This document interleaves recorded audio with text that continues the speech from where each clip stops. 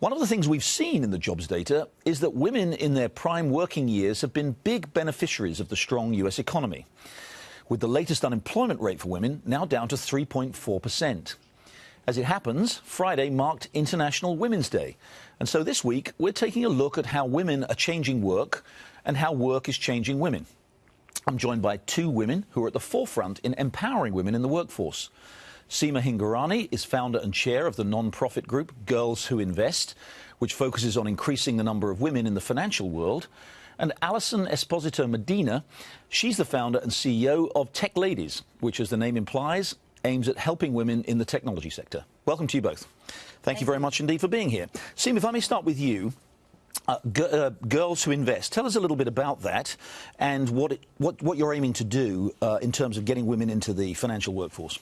So Girls Who Invest is a nonprofit that I founded in 2015. I was the chief investment officer of the New York City pension funds up until June of 2014. And when I sat in that seat managing $160 billion, I recognized, as every manager in the world who wanted to manage New York City's money was come to meet with me, that on their org charts, there were hardly any women on their investment teams. And when I asked the question, why is that, I was told that they did not get resumes from women. So I said to the leaders in the industry, I said, so we can solve this. There clearly is a pipeline problem, so let's focus on it. And so that's what Girls Who Invest does. So in 4 years since we started the organization, we have put nearly 350 women through our core flagship summer program, which is educating college women in between their sophomore and junior years.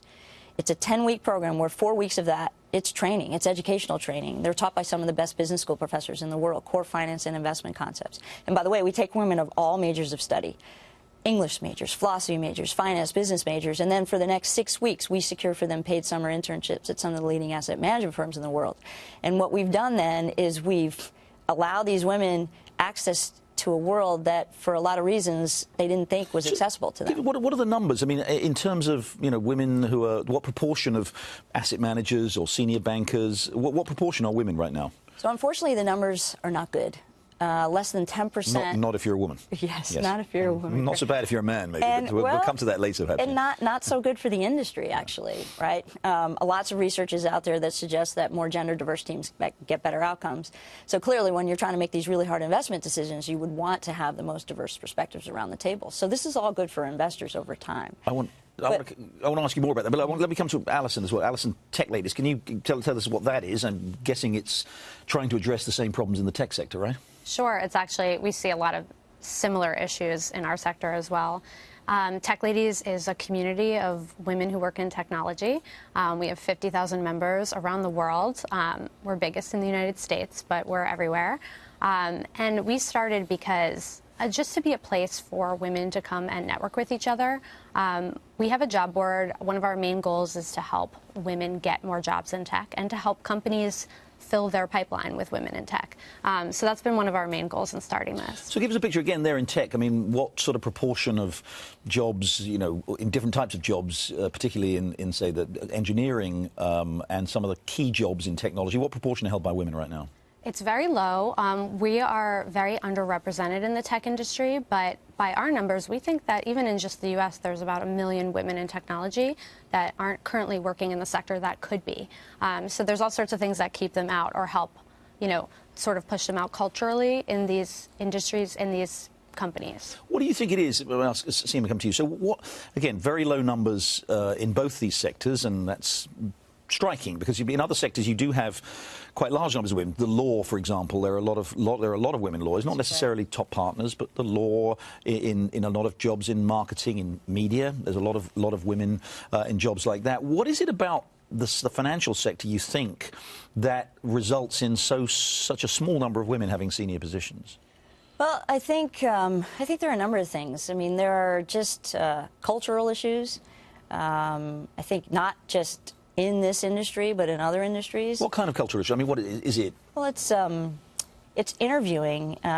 You tend to want to interview people and hire people that look like you and came from the same town as you and went to the same schools as you. And that's part of the problem, though, that ultimately you get people that look a lot of the same and they think a lot of the same. And I would suggest that the 2008 financial crisis wasn't just a lack of regulation. I think it was a lot of groupthink.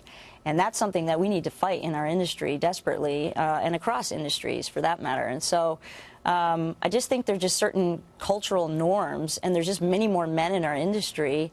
And when they're in those positions of power, of influence, where they're either leading the culture or they're leading recruiting or the hiring decisions, unfortunately, what happens is they go to the same schools to recruit, and they end up recruiting the same kind of people. But you talk about going to the same schools, and Alison, I'll ask you this too.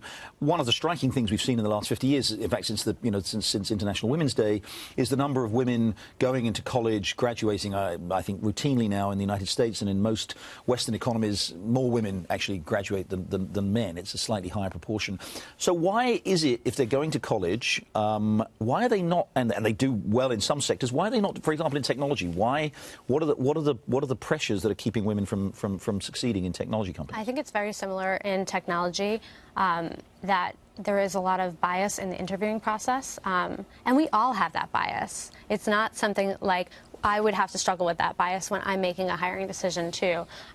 So it's not an easy thing to fix, but one of the ways to do it is to bring different people in for interviews, and to have different people on those interview panels. And so that's something we see a lot, especially in technology. One of the big problems we have is that venture capital that funds a lot of the startups is really homogenous. It's a lot of white men, and they're going to naturally... You're making me feel very, very guilty here. Please don't. But they're funding a lot of people who look just like them. They remind them of their younger selves, and so that's really human and really natural. But you might do the same. Would you think you're subject to the same biases? I think so. Yeah. I think we have to admit that. I think that's how we get to the next step of all this, is not finger pointing and blame, but really thinking, well, what would my bias be when I'm going to hire, and how can I work